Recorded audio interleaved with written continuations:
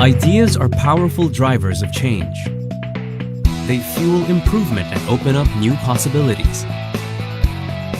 The first of its kind in the Philippines, in partnership with the Department of Trade and Industry, a fabrication laboratory or Fab Lab in Bohol was established in May 2014 as part of a global network of local fabrication laboratories that nurture ideas. A space for co-creating, innovating, learning, and sharing knowledge. Ideas are powerful drivers of change. To foster local economic growth, they fuel improvement and open up new possibilities. DTI through Fab Lab, the first of its kind in the Philippines, in partnership with the Department of Trade and Industry, innovation, a fabrication laboratory or Fab Lab in Bohol was established in May 2014 as part of a global network of local fabrication laboratories that nurture ideas.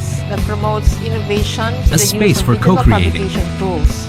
innovating, A modern facility learning, that and allows sharing our knowledge. Ideas are SMEs powerful drivers. to do prototyping. For the last 1.5 years, we have been teaching them digital fabrication skills, which are very much in demand in the world market.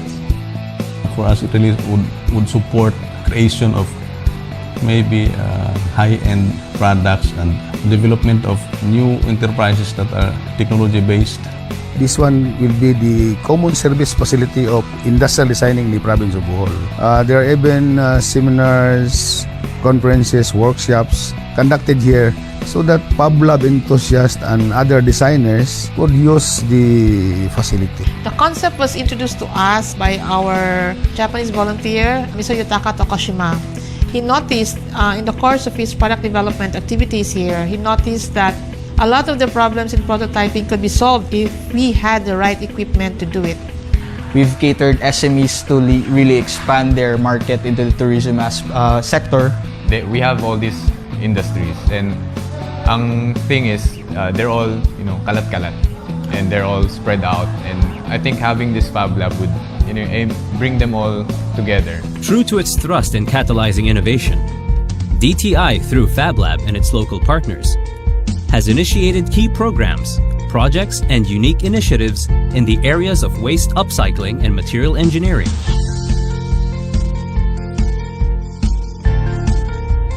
Prefabricated shelter designs, startup support and development, equipment development, and knowledge hubs for new innovations and technology-based solutions.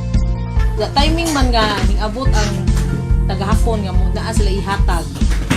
So mao to nga nalipay may kay ni aning abot ning kiwi house nga mo gi karon na mo serve as daycare center. Key MSME assistance initiatives such as product design, product development, productivity enhancement,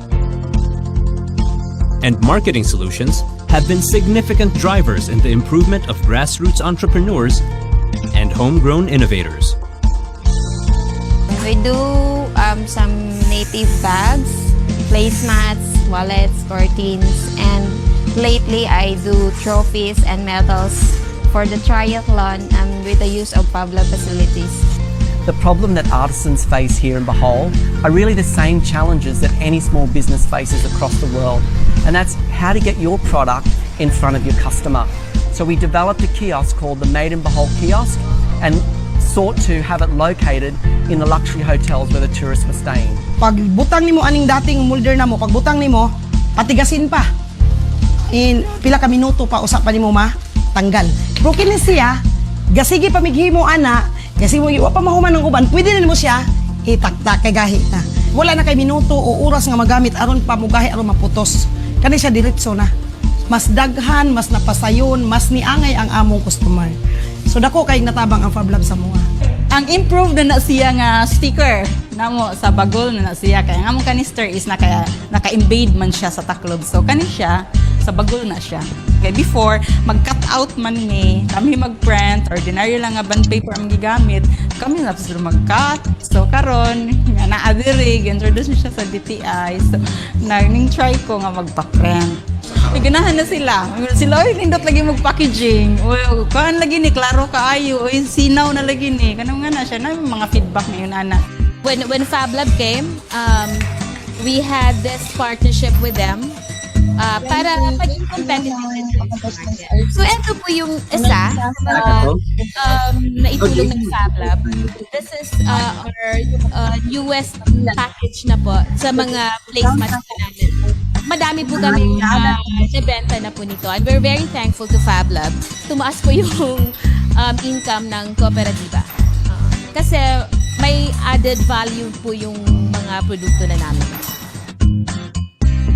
To fuel global industry competitiveness, local entrepreneurs, students, and innovators are brought together to equip them with 21st century skills and tools through digital fabrication, technology trainings, and livelihood trainings and seminars. It's for everyone. I would say a lot of people really likes to make almost anything. Doon, merong bata, merong matanda, merong zero knowledge, merong may medyo alam na. When you see people came in and then yung parang may sparkly eyes sila dito, when they came like, oh, pwede pala to siya, pwede palang gumawa ng ganito. The Department of Trade and Industry conduct workshops and trainings for those because they want also to help those young local people here in the country.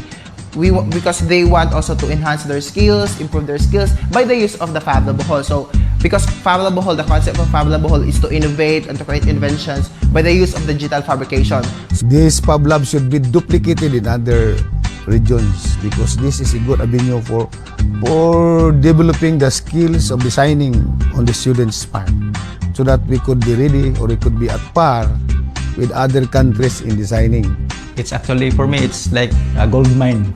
A gold mine for innovators because everything are there na. Laser cutter, the shop boot, 3D printers, Arduinos, mga testers na ito. As of now, there are so many micro and kitchen-based enterprises that would really need to improve or upgrade their technologies, their equipment. And that's why we are supporting FabLab because it is our vision that this facility could help those in making those customized equipment. The FabLab affords its users access to global knowledge through regular educational tours and access to the international FabLab network.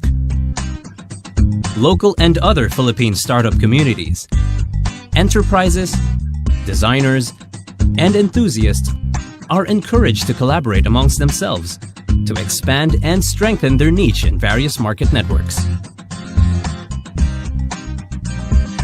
ボホールではファブラボを使って、必要なものを必要な分だけ作るというイノベーションが徐々に現地の人の手を使って生まれてきています。これは、他の国のファブラボでは見られないようなボホール独自のイノベーションと言えるようなものです。The laboratory boasts of an array of digital fabrication equipment which include a laser cutter, 3D printers, a digital embroidery machine, a print and cut machine, a CNC milling machine, and an automated wood milling machine.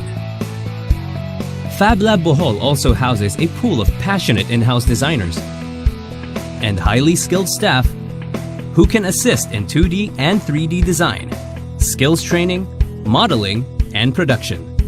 Our task here is to assist those researchers, innovators. So what we did here is not for us to create their idea, but them to create by themselves, and we will assist.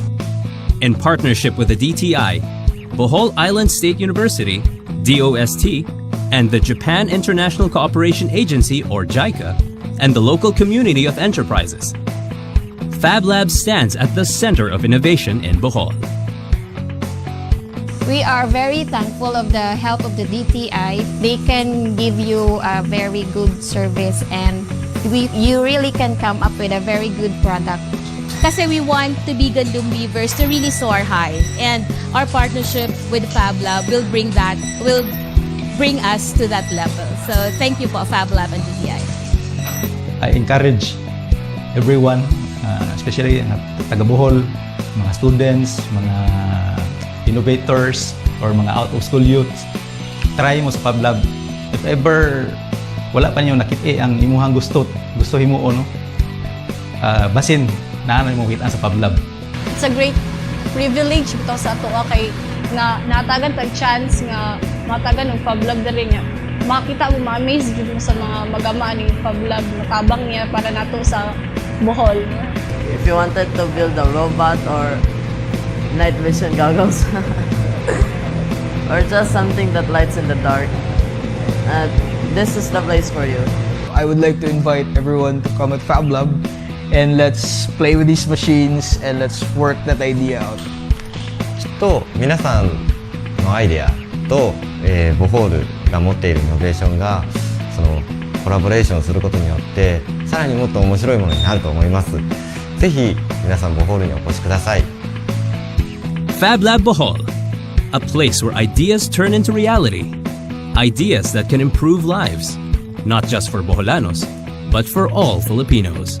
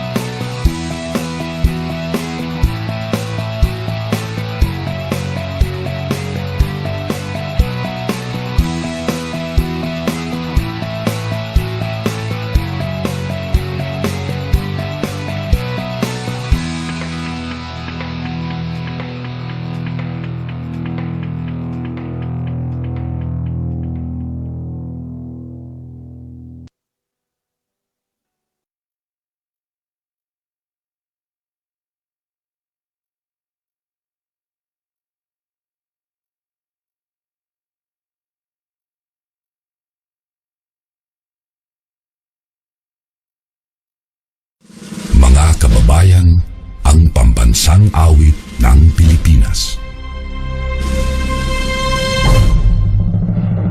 Kayang magiliw, kailas ang sinakanan, alam ng puso, sa likid mo'y buhay. Upang hinirang, kuya ka ng magiting, sa mandulupin, di ka pasisigil, sa nagatang tulog sa simoy at sa langit ng pagkaw, ay hinatang tulad, awit sa pagkayang minamahal. Ang isang ng patawad mo'y tagumpay na nagtitindig, ang bituin at araw niya kailan ang hindi magtitindig. Luman ang araw ng walhagit pagsinta, buhay langit sa piling mo. Ang hindi kaya na pagkay mga amin, ang mamatay ng dahil sa'yo.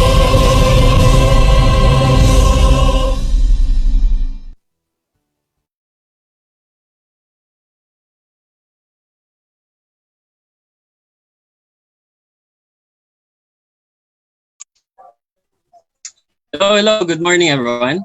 I hope everyone can hear me clearly. I am Lip Coronado, a Senior Science Research Specialist from DOST AMSEN.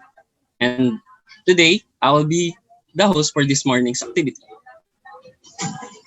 FabFest 4 will have a series of webinars leading up to the festival that will feature local and international experts, like we have this morning, who will discuss various topics in innovation and design. This event will be brought to you live by Zoom and Facebook. The series of webinars, which will run until the end of November, is expected to gather a wide range of FabLab enthusiasts, general maker community, students, faculty, and stakeholders from the innovation sector. Good morning again, and welcome to the FabFest 4 webinar. This is brought to you by the DTI, or Department of Industry, and DOST AMSEN. Today, we will have an interesting topic about 3D printing directly from plastic waste. And to give a brief rationale and introduction of our foreign expert, please welcome one of a senior science research specialist in Ms. Anstino. Good morning. I am Angela from the DOST AMSEN. The webinar for this morning will be from Rare 3D Incorporated. To make additive manufacturing more sustainable, affordable, and accessible, Rare 3D created the GigaBot X, a 3D printer that prints from both pellets and recycled plastic regrind. This webinar will cover the benefits of pellet 3D printing, which is a relatively new field in additive manufacturing. You will also find out the prototyping iterations and material characterization in the utilization of this technology. Our speaker this morning is the co-founder and chief engineer of Rare 3D Incorporated. His BS is in Manufacturing Engineering Technology and his MA is in Biomechanics or Exercise Science. Prior to joining the Rare 3D, he worked as a biomedical engineer at the Neuroscience Laboratory of the NASA Johnson Space Center. He also produced numerous journal articles and publications from his expertise. Please welcome our speaker this morning, Engineer Matthew Fiedler. Excellent. Thank you so much, Angela, for the introduction. Thank you, and you're welcome. I would love to be able to share my screen so I can show a slideshow presentation. So just bear with me 1 second while we make that transition. No problem, we'll wait for you.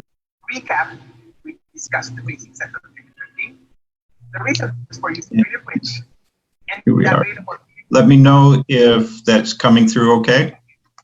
questions. Yes, we can see your presentation. Thank you. Perfect. Thank you so much for the invitation. I'm truly, truly excited to be here and to be speaking with my people. I say that because you did a very kind introduction in telling a little bit about my background. I truly identify as a hands-on person. I truly identify as a maker, a builder, a creator. And Fab Labs are very close to my heart. And I love to interact with those folks that have that creativity and the drive to make things. So again, I'm just very, very pleased and happy, and thank you for the invitation. I want to discuss, as we're talking about 3D printing, specifically from pelletized and recycled material, I really need to start with a brief introduction. If you can allow me, we have to think a bit about the history of 3D printing. And I want to lay the groundwork for some basic principles. I know many of you have used 3D printers and are very familiar with 3D printing, but perhaps a few of us are maybe not so familiar. I think one common misconception is that 3D printing is something that's very new, maybe within the last 5 or 10 years. And this is actually not the case. 3D printing technology is about 30 years old, and many people don't realize that. It actually began with a gentleman you see in the picture here named Chuck Hull, and he created an industrial 3D printing process, the technology, back in 1981. And we've continued along the path of making the technology better and more accessible, and just doing some very incredible things. And then on the right-hand side of your screen, we can see 3D printing used for rockets and space technology. So we've really come a long ways, but in reality, the technology is quite, I won't say quite old, but it has been around for longer than many people may have previously thought. And there's a lot on this slide, but what I really want you to understand is there's many different types of 3D printing processes. On the left-hand side, we talk about liquids. And it's important to know that 3D printing can happen in many different ways. You can use a liquid as your starting material. Next, we see one called FDM, which we're going to discuss mainly today. And there are 3D printing processes that are very similar to your laser printer, where it will use a liquid and it'll shoot a liquid out. There are 3D printing processes that bind particles together, either using lasers or other heat sources.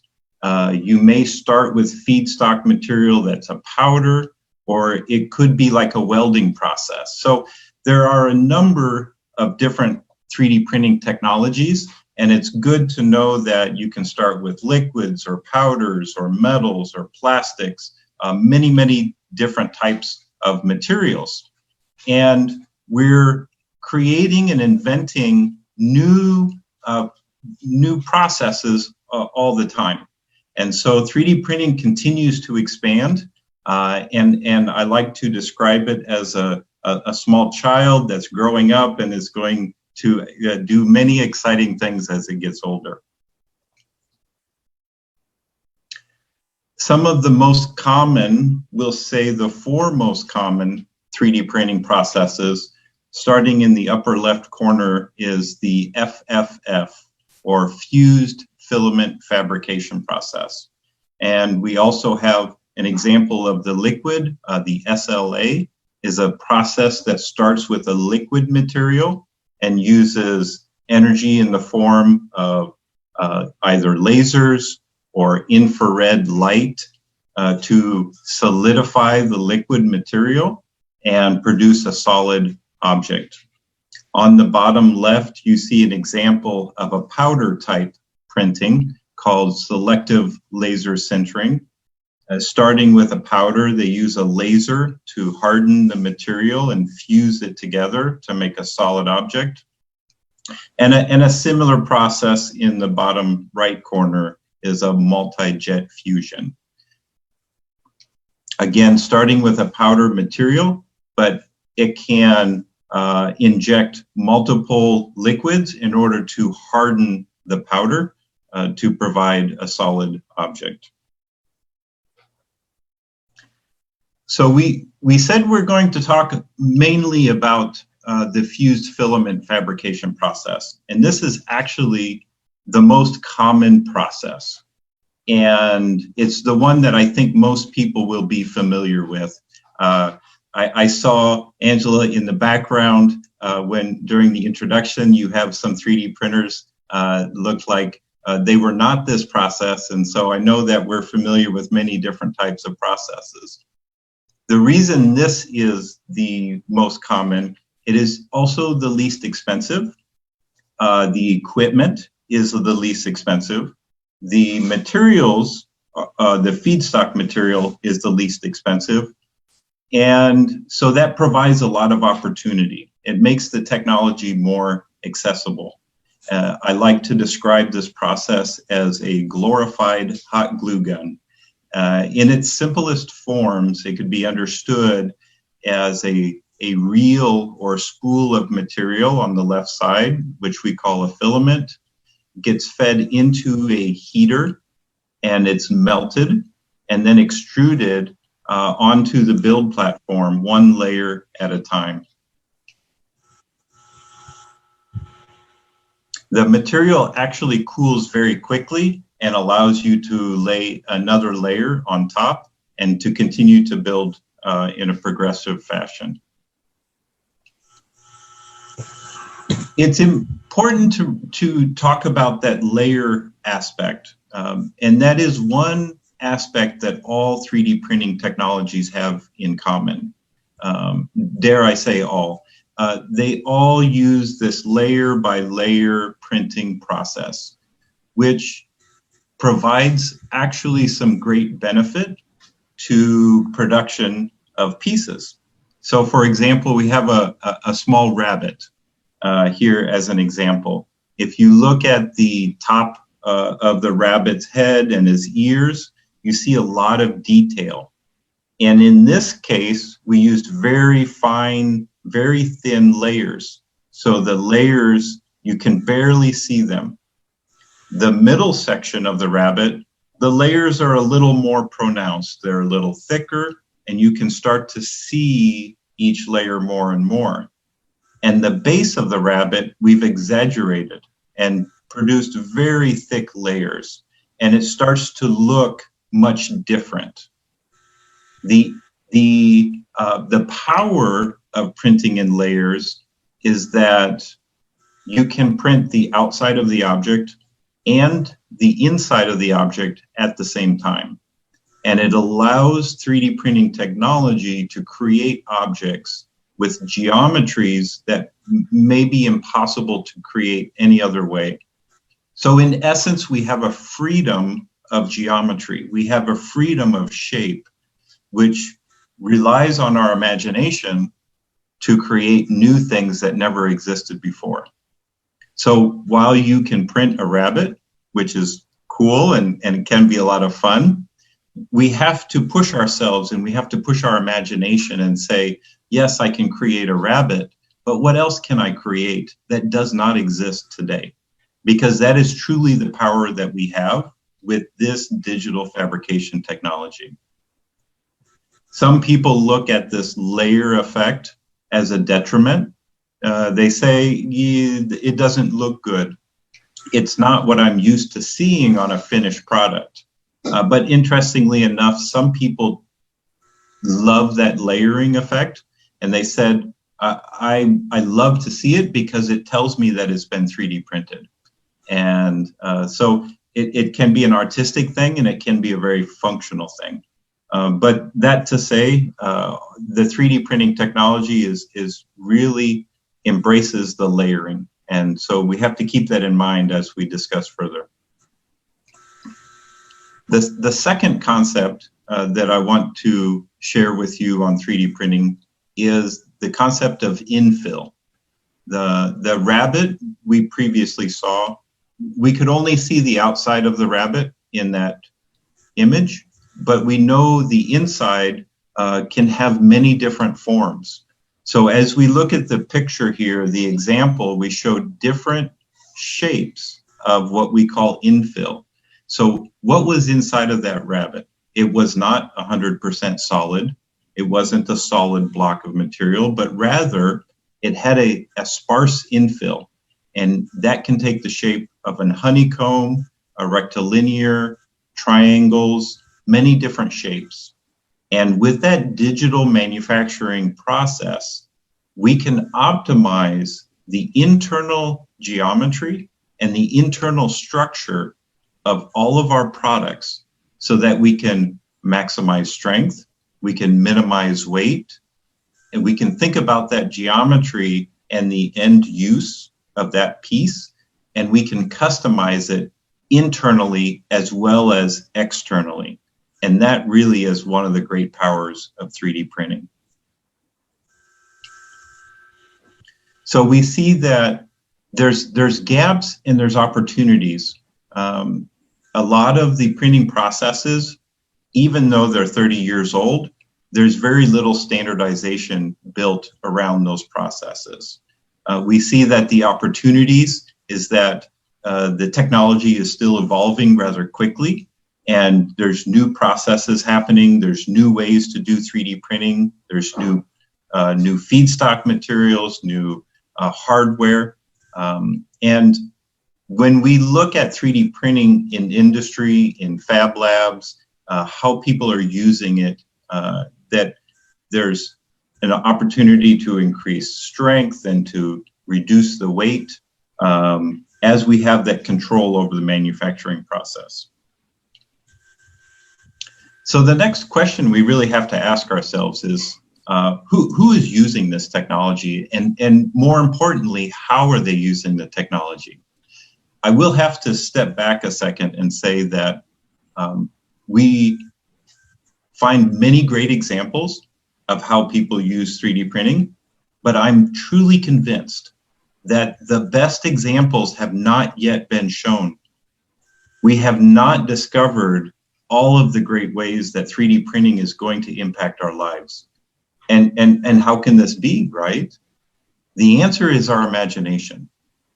This technology produces parts in a different way than traditional manufacturing. And because it works in a different way, we have to reimagine how are we going to produce things and what do we want to produce. We are truly unlocking that door of accessibility over the creation of physical objects. So while we've seen a revolution in our communication technologies and the internet and the interconnectedness that we have on these digital platforms, we're seeing this new revolution in the physical world. And 3D printing and some of these other digital manufacturing technologies are ushering in that next revolution in manufacturing. So we have examples from education and art and design and across all verticals in all areas of life where people are using the technology. And I'd like to share just a couple of them. There's some very interesting things happening in materials. There are the 3D printing of ceramic materials where we can customize the shape to a much higher degree. And again, to reduce the weight and reduce the cost. It's not only in research and design, but very quickly moving into mass production or serial production, as it may be called.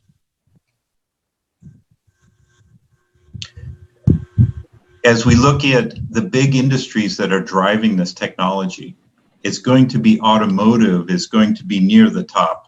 Automotive industry is always looking for how do we accelerate the process of designing new parts? How do we accelerate the design process to get that new product to the market? And having the ability to fabricate with new materials, whether it be glass-filled nylons, other types of high temperature, high strength materials, the automotive industry is truly driving this technology forward. They have a very strong interest and the very strong capability to drive it forward. So jigs and fixtures and designs, new parts, prototyping, and obviously putting parts on cars that are 3D printed. One of the other large drivers of this technology is aerospace. So Airbus, among other large aircraft manufacturers, are pushing 3D printing in a number of different places. It can be something simple like a panel inside of the aircraft cabin, all the way to an air duct that is used for a more critical part. So 3D printing has the ability to reduce the number of components required. If I can 3D print an air duct of a very complicated shape in one piece, where traditionally you had to assemble it in multiple pieces, that represents a savings. It represents an opportunity for that aircraft manufacturer. So again, this freedom of design, and I say all of this so we can start to wrap our heads around what are the applications, how can we use this technology? Some very, very exciting things happening in the material field, whether it's conductive materials that can be printed on fabric, just having those conductive materials themselves, whether they're printed on a hard substrate or a soft, flexible substrate. There's many things happening with building sensors. So you can start to incorporate sensors into your piece that will give you information about how is that product doing during its life cycle. Is it starting to fatigue? Well, it has a built-in sensor, so it starts to tell us this information. So again, we're putting multiple components together to create something with even higher value. A very exciting project that we actually had the opportunity to work on with the United States Department of Energy is 3D printing heat exchangers. This was an opportunity to use polymer materials in conjunction with an aluminum wire that allowed the transfer of heat out of a hot water. So imagine your car radiator was essentially what we produced, but it was the ability to 3D print that without interaction from the operator. So the machine could print the plastic and it could also lay metal wires into the same component. As our technology in the automotive, aerospace, electric power generation, as these technologies evolved, we find that there's a higher need for heat dissipation. You know, we're putting more electronics into all of our cars and our airplanes, our bicycles, with the smartphone in your pocket, and heat is the enemy of electronics. So as we start to think about how do we design and create ways to pull that heat away from those critical components, 3D printing comes to mind and says, now I can create a heat exchanger, I can create a way to modify that shape and make it fit in an area that would be difficult for traditional manufacturing. And I think one of the last examples I want to share, but this is an important one, is the foundry and casting. That, in particular, the bronze casting that we found is an industry that is as old as the Bronze Age, really. The investment casting process has literally been revolutionized by 3D printing. We have a number of customers that have reduced their cost by 75%. And being able to use a 3D printed plastic part as the starting point to create the mold and to do the casting process has allowed them to have a higher definition in the final product. It is more detailed. It allows them to control the use of materials, some very expensive materials. And it allows them to have the process contained within their own factory. And everything is detailed and reproducible. They have a digital file, they 3D print the file, move to the casting process, do the casting, finishing it, and that represented a huge reduction in their cost. And I think this is important because this is actually a process that people can do in fab labs as well. I've seen many examples of very small foundry, small casting operations, which allows us to go from plastic to metal. And many people think of 3D printing as perhaps, oh, that's just a plastic part. What am I going to do with that? But now when we think about how easy it is to go from the 3D printed plastic to a metal piece, could be bronze, it could be stainless steel, titanium, many, many different materials. So we have to remember that 3D printing is not about making plastic parts. 3D printing is about creating complex geometry faster, cheaper than any other process out there. And if you just want to make one of them or 5 of them, it's the payback is even greater. Traditional manufacturing requires you to make many, many. You know, I need 100 or 1,000 or 100,000 pieces. And that's what traditional manufacturing is good for. But 3D printing really excels when you're looking at low volume. Again, another example of maybe something that's not so sexy, but an example of a real world application that saves money. And here we have a jet engine that you'll commonly see the little white painted swirl on the center of the jet engine. That requires a stencil or a mask to paint that stripe. The cost of that can be in the tens of thousands of dollars for an aerospace application. But with 3D printing, it can be a matter of a few dollars. More industrial applications start to get into jigs and fixtures and tooling. Again, you're creating complicated geometry rather quickly and at a very low cost. So this is the areas where industry is starting to push the technology.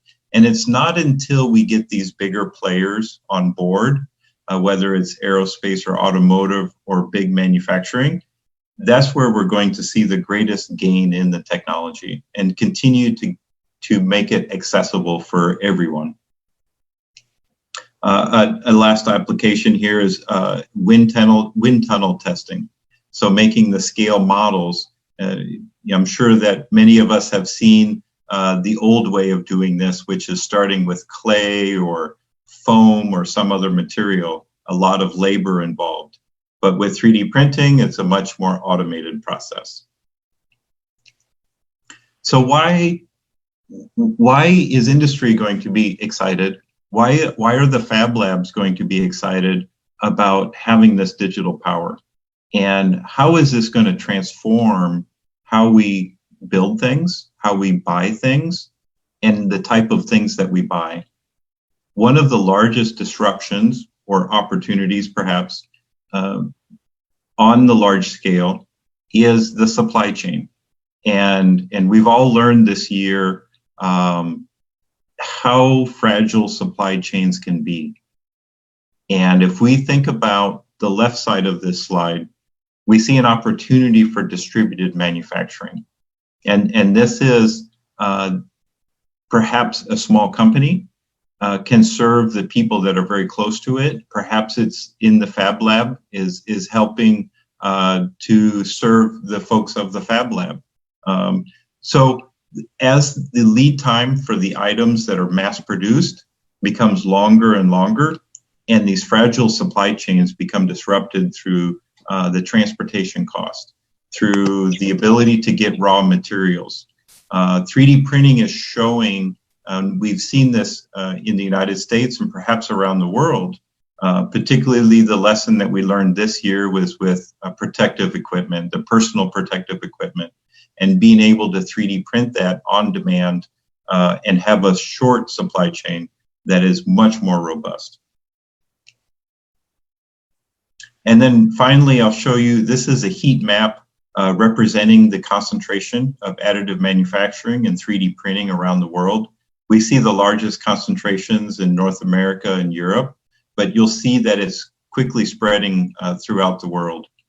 Everywhere you don't see a large concentration, these are opportunities.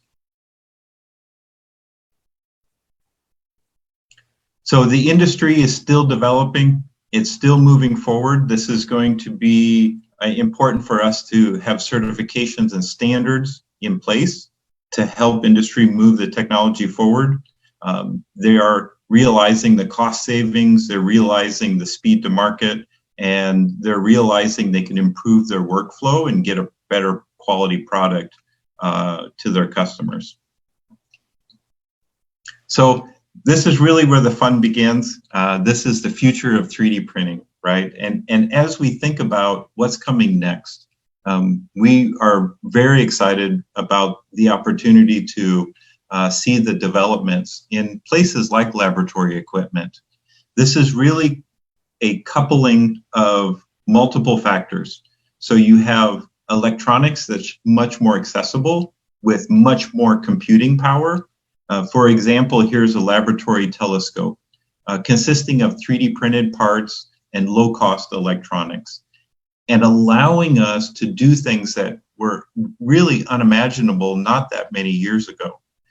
For us to have this type of power to look at science and research and engineering and to help these creative minds answer these questions, this technology is going to accelerate our work as engineers, as scientists, as creative and inquisitive people. Of course, in the automotive, it's going to speed up their process. The future of 3D printing is on-demand parts. Perhaps you're printing parts to replace for your own automobile or for someone very close to you. And I think also the large impact is going to be held in the energy sector. As we think about either large power generation or personal power generation, the ability for the 3D printer to make on-demand and complicated geometry is going to accelerate our ability to actually power our future as well.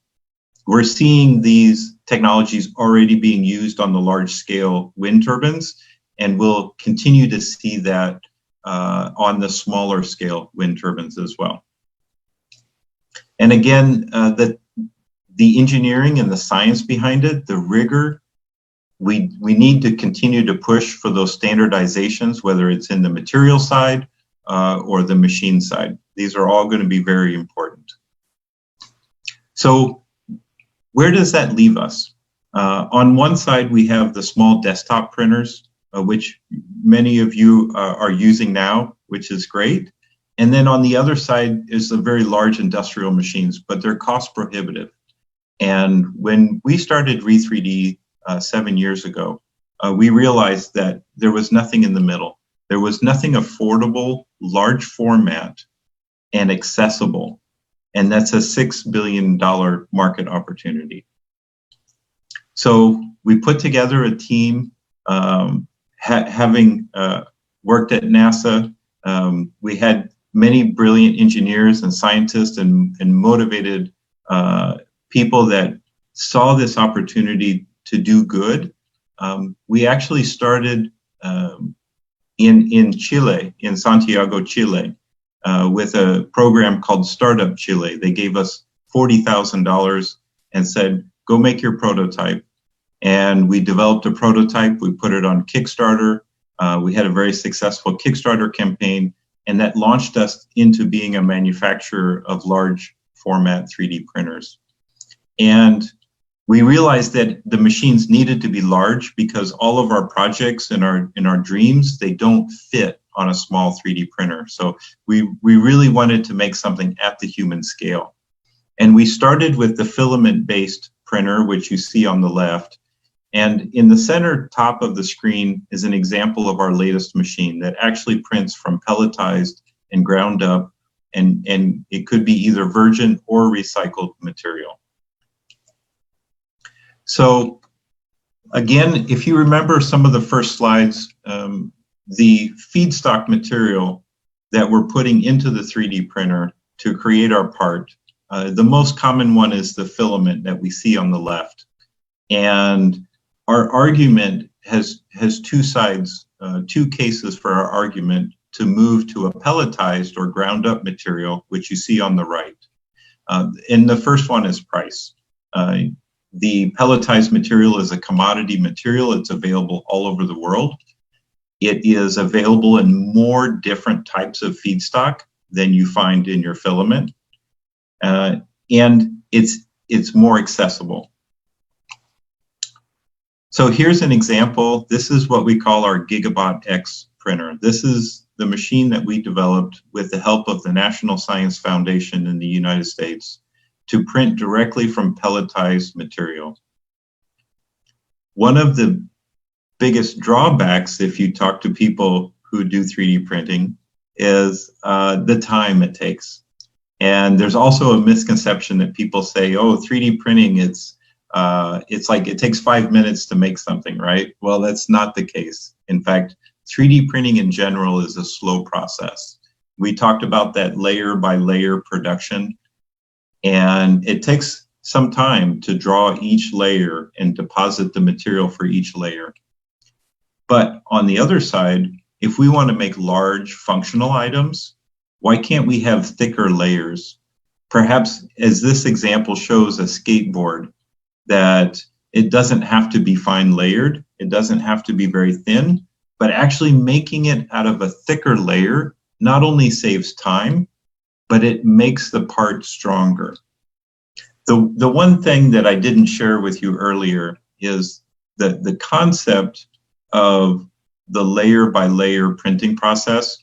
It's essentially a welding process, or you're fusing two layers of plastic together. And when you start to use thicker layers, you have a better welding process. So you can actually make parts stronger.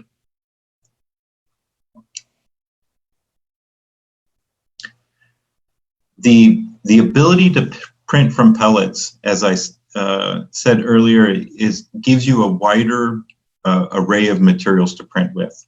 So just a very short list of materials that we've had experience with.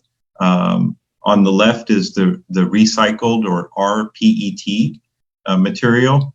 There's very interesting things happening with adding fillers or additives to the plastics. Now this could be bamboo or copper or many different materials. You can add a filler material for many different reasons.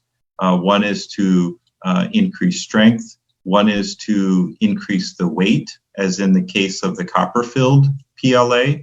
An interesting example of this is it's 80% copper by weight. And that density makes it a very good application for radiation shielding. So think about those electronics that you're creating that need to operate in sensitive environments. You can now easily create a complicated shape using 3D printing and protect those electronics.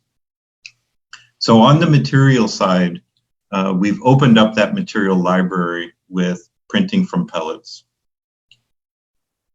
And that includes printing from things like waste plastic.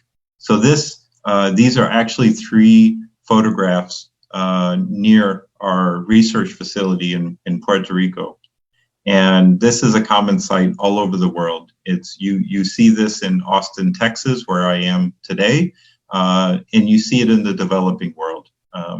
So the question that my co-founder and I asked ourselves 7 years ago, when we were traveling around Africa, volunteering with an organization called Engineers Without Borders, is why can't we take this plastic trash, this waste, and use it as the feedstock material for 3D printing?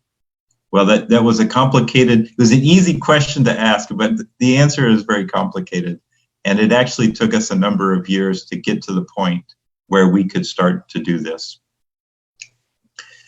The circular economy is the model we use to describe the work that we're doing.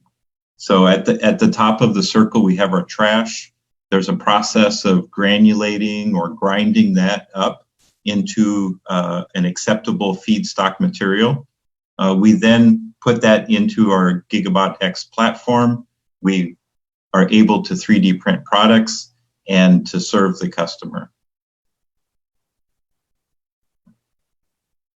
And another way to visualize the model is that we're looking for an acceptable replacement for that filament material. So while the plastic filament is so common in so many 3D printing applications, it's too expensive. We have access to plastic waste. It could be from a manufacturing process. It could be from household plastic waste. There's many different sources. And the ability to put those into the 3D printer and to produce products allowed us to not use the plastic filament, which is not available everywhere. So I do want to share a little bit of our adventure when we first started on this project, and many pictures like this I'm sure are familiar to you of prototyping and where you have wires hanging out everywhere and you're making rough models. That's the engineering process. And so I wanted to share a little bit. You know, we started with pieces of wood and pieces of pipes and figured out what works, how to make it work, what needs to work better, and continued that iteration and continued to improve upon that process. And it was in 2018, so 2 years ago, that we released our Kickstarter campaign for the first generation of our printer that could print from plastic waste and pelletized material. And on the left, you see a cartoon showing how the machine works. And essentially, it's a miniaturized extrusion screw that allows plastic to feed in, to be heated up, to be melted, and then to be extruded out and 3D printed. We've moved on to the second generation of the machine with many improvements. along the way. We have the ability to print from different size nozzles, which will give us different layer heights, different print resolution, and we've learned a lot about the material that you put into the 3D printer as well. So here is an example of granulating. The large image in the center of the screen is actually manufacturing waste. It's a post-manufacturing waste, and granulating that material up and preparing it for the 3D printing process. An example of a case study that we performed in Puerto Rico was with a farm, a coffee bean farm. And as they were picking coffee beans, they had very few choices. One is the traditional woven basket that they used, but they needed a lot of repairs and they would leak a lot of coffee beans. The other option was a typical plastic bucket, but this was not very comfortable and it could be a little dangerous as you're picking coffee beans in the wet mountainside. And so they said, we need a coffee basket that fits ergonomically and it fits the shape for the coffee pickers. And we were able to prototype and print actually using recycled water bottles. And so the blue coffee basket you see there was printed using recycled water bottles. And it's actually the favorite basket for the coffee pickers because it's comfortable to use and they don't feel that they're losing their product. As we continue to explore, how are we going to enjoy that circular economy model? How are we going to utilize this plastic waste and to do good things? And one is the resiliency model. And so we've partnered with organizations to take their plastic waste and turn it into furniture, for an example. So we have repurposed wood and repurposed plastic. And we can start to build things that are customized, that are personalized, and that are not only economical, but also socially responsible. So there's a number of different materials that we've recycled with our platform. PLA, which is a polylactic acid, is a very common material found in Fab Labs. The PETG is the same material that water bottles are made of. And then polypropylene and polycarbonate and so forth and so on. So we continue to expand that material library of qualified materials that can be printed in the system. There's a lot of science wrapped into this, and there's a lot of engineering, and unfortunately I don't have a lot of time to share all of the work that we've done, but some of the key takeaways, and this is always the question. I mean, can you just grind up any plastic, right? So you have to think about that input material is important to know the shape of the granulate or the shape of the shredded up material, the consistency of that material. Are there any contaminants in that material? So the more consistent, the more even that you have, the better the output, obviously. Now, how much contamination can you have? And how much dispersion can you have in the shape of your input material? You know, we're always pushing the bounds and finding for different materials, you can have different limits, but it also depends upon the end product that you're creating. So if I want to create a park bench, which is going to be very strong and rigid, maybe I can have more or less contamination than if I'm printing something a little bit more delicate. So we have to keep in mind, what are we producing, and the strength that it needs to have, or the look that it needs to have, and that will dictate the input material as well. There's a lot of research that we've done wrapped around water bottles. We see this as an opportunity to use a material that you do find everywhere in the world. Water bottles are very ubiquitous, and so we've done a lot of research, and we've shared a lot of research on this as well. So if you go to our website, you can see that we post information on our research, we post information on our engineering. We're a very open source company. We actually share the plans on how to build the 3D printer.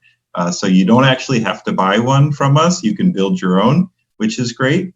And we would love to have you as part of that community as well. Some of the challenges continue to be around different materials that require higher temperature, they require heated environments, they keep them from warping and distorting during the printing process. Printing, many people say, oh, that looks easy, and it may look easy, but the reality of it, there's a lot of science, there's a lot of physics, and you have thermodynamics, you have fluid mechanics, you have classical mechanics, and all of these things are coming together right at one point where you're printing this part. And so it can be a very, very complicated process, and you have to understand the chemistry of the polymers. You have to understand the behavior through heating and cooling in the material science. So you can spend a lifetime studying the 3D printing process, I'm convinced. And again, we love to publish our work. We love to share it. We love to get the information out there. Our goal is to really move the technology forward, to make it accessible, to make it low cost, and to build that community of makers and doers and dreamers. So this is some of the latest pictures of what the platform looks like. You can see on the very top, there's a hopper that holds the materials. The material is then fed down into the print head, which we saw earlier, and the machine is all computer controlled. We create our 3D model, we use our slicing software, and we enjoy the printing process. So with that, where we're going with the technology, is we're continuing to develop aspects of the temperature enclosures. We continue to make the technology more robust. Some of the things we're also looking at is the granulation process, the shredding process. So if I'm starting with water bottles, if I'm starting with other types of discarded plastic or used plastic, could be the personal waste or the post-manufacturing waste, that first step is critical, is how do we reduce it in size to granulate, to shred, to flake. There are machines out there on the market, but they tend to be very large and very expensive. And if we want to bring this technology into an accessible platform, we have to reduce the cost, we have to reduce the size, and allow people to do it in their own workshop. So again, with the help of the National Science Foundation and with our community, we're in the process of developing low-cost shredders, granulators that will work on a smaller scale. I talked a little bit about the physics. So the next steps for us in the design and development of the hardware is to think about that heating and cooling of the plastic as we're printing and being able to control that to a higher degree. So we're putting a lot of thought and effort into continuing to upgrade the technology in our printing head in the print machine. And that also includes how we feed material into the machine. So we realize that, maybe the consistency of the material is not so important if we can change the way that we're feeding the material into the machine. So again, looking at that process, that whole additive manufacturing process to make the most robust capabilities, particularly with printing with recycled plastic. So I join you to, I ask you to join us, follow us on social media, reach out to us with any questions or thoughts. We love to engage with the community and people that want to envision a better future. I think it's important that we act responsibly with our resources, and I go back to that very first times when we're looking around us and seeing that we have all this waste, we have all this raw material, and some of it is really good engineered material, engineered plastics, and there's so much research and money that went into developing that plastic jug or bucket or that waste. Why can't we capture that? There's many ways to recycle.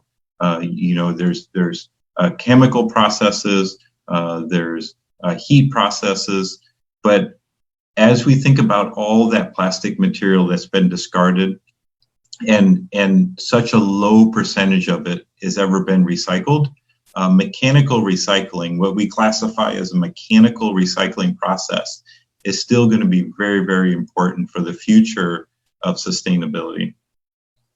So with that, I'm happy to take any questions with the time that we have. Hello, Sir Matthew. Thank you for the very great presentation about 3D printing, especially the development of Gigabot.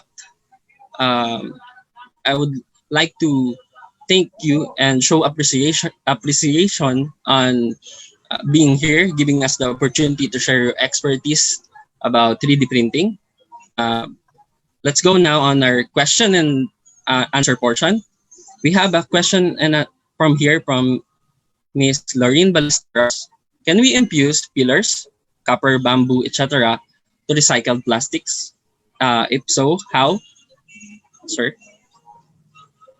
Yeah, excellent question. We see a number of cellulose material and acetate material, and so biological material, whether it's bamboo or coconut husk or other agriculture waste, we're seeing those, especially the lignins as well. Those are getting infused into the polymers. It's in the mixing process before you put that into the 3D printer. And there's a couple of reasons why you would want to do that. One is it can create a more rigid or strong part, but it's also an opportunity to be more green. And to have a way to use that. Perhaps it's an agricultural waste product. So we're starting to see that in India. I've seen examples of it. In the United States, I've seen examples. And we're starting to see more and more. Again, we have to look at the polymer, we have to look at the chemistry, and there's a bit of science there, and how long can the fibers be, and there's some really good questions to explore, and some great research that can be done in the lab. Thank you, sir. That's very nice. And actually, I'm interested on that. But can you give me more, sir, on the process? Are we going to make granules of it, or pellets of the pillars also, and place it on Gigabot? Is that the process you are doing, sir? Yeah, so the process is about mixing, in the case of mixing the plastic, the polymer, with some other product, a filler material. That's usually done using a compounding process. That can't be done directly on the Gigabot. So that has to be done beforehand, typically using a machine called a twin screw extruder. For mixing the polymers and any additives or filler materials. So that's a pre-process. And then once that is mixed, then it can go into the Gigabot at that point. So that's like a beforehand process before we receive the material. Thank you, sir. Now we have another question from Miss Angela. You showed a slide on the recyclability of plastic tin flakes. how thin a plastic should be so that it can be recycled and used as the pellet material for your 3D printer? Mhm. So in our research, we found the optimal shape is between 3 and 5 millimeters. So if any length or size is between 3 and 5 millimeters, the material feeds very well into the machine.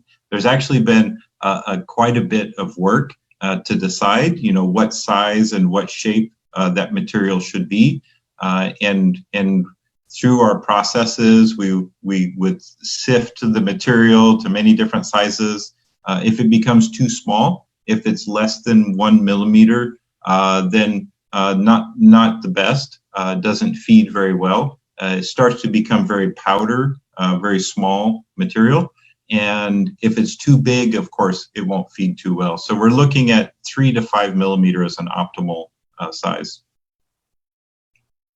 Another question from Mr. Rolando de Andres. In relation to quality and durability, how can you rate the output product of the 3D printing?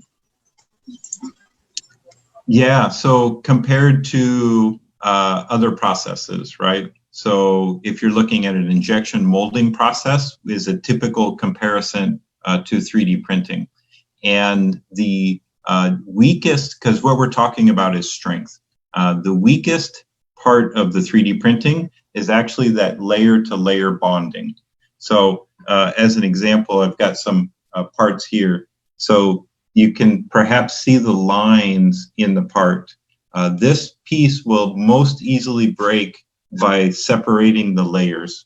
And the most strength is about 70% of an injection molded part. So a 3D printed part using same material, same thickness, is going to be about 30% weaker in that direction. And then the other directions, it can be very close to an injection molded part. Okay, sir. Also, just another question. You said of recycling the pellet, right? Is there any rule of thumb, or from your experience, what is the optimal number of cycles for the plastic materials to be recycled? Yeah, no, this is an excellent question. And what we're finding is depends upon the material. So some materials go through the recycling process much easier. So polyethylene, polypropylene materials are much easier to recycle because it doesn't break down. So it has to do with the polymer chains. And there's a scission effect where the chain is breaking in the heat process, and it's also breaking in the mechanical recycling process. So if we take that PET water bottle that is so ubiquitous, it is a semi-crystalline polymer, which means that it can sometimes be more amorphous and sometimes more crystalline. And that also means that if we don't control the cooling and the heating process, we're going to degrade that material every time we recycle it. Now, if we're very careful with the heat, we can recycle it more times if we don't get it too hot. Plastics also have a lot of reactions to oxygen and water in the environment. And so that can cause the degradation of the plastic as well. On the other side, we can start to put additives back into that polymer or mix it with other polymers. Both of them can be recycled.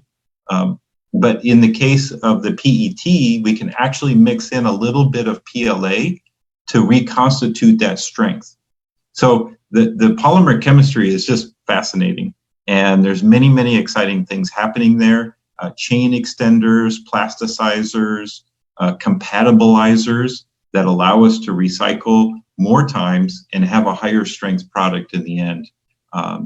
And so that's what we're looking at, so we can recycle some materials 2 to 5 times, but after some materials, after maybe the second or third time, we start to see a marked decrease in the strength.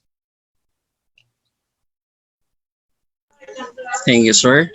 There's another follow-up question from Mr. Rolando de Andres.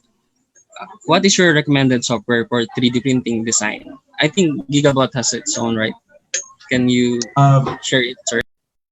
Well, from the design process, I see artistic design and I see engineering, mechanical engineering design, and they tend to use different softwares.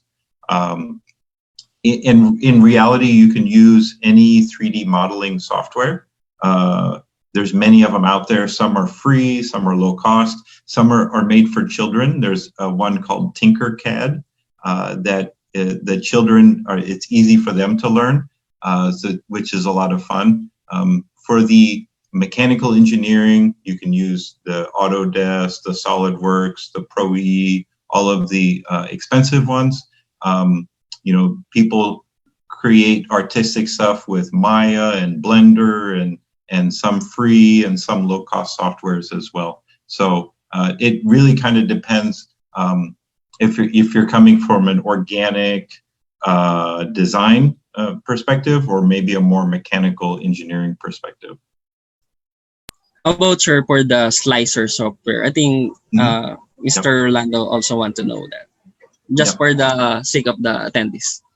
Sure. Perfect. And then on that second step, you have the 3D model, you want to use the slicer. There's a low-cost slicer called Simplify 3D, and that's the one that we prefer to use. It is low cost, but is very, very powerful.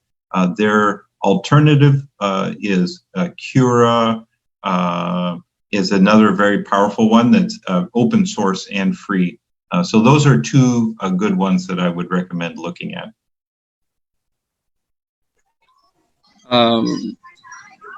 Is there any question from the attendees here in the webinar? If there is none, thank you for your time, Sir Matthew Fiedler. I really appreciate it.